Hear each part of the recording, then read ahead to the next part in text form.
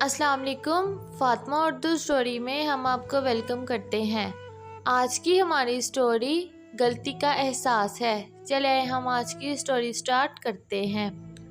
طیبہ اشرف اسما چھٹی کلاس کی طالب علم تھی۔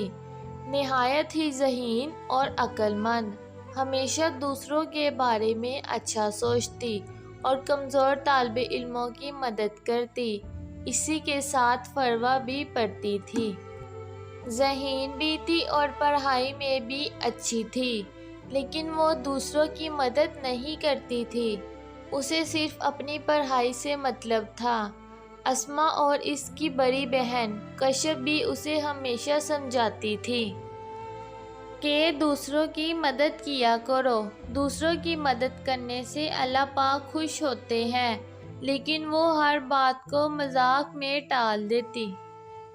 ایک دن ایسا واقعہ پیش آیا جس سے یہ بات فروہ کی سمجھ میں آ گئی کہ وہ آج تک غلط کرتی آئی ہے۔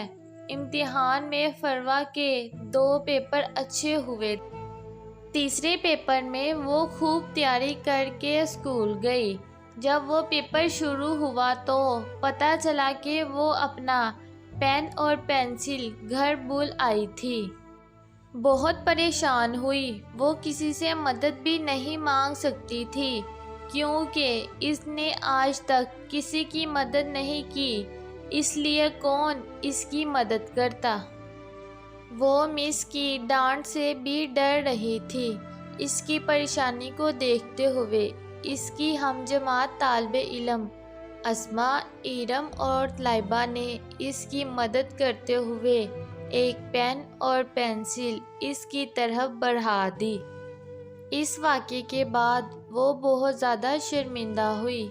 اسے یہ احساس ہو گیا تھا کہ کسی کی مدد کرنے سے کوئی چھوٹا نہیں ہو جاتا، بلکہ کسی کی مدد کرنے سے دل کو سکون ملتا ہے۔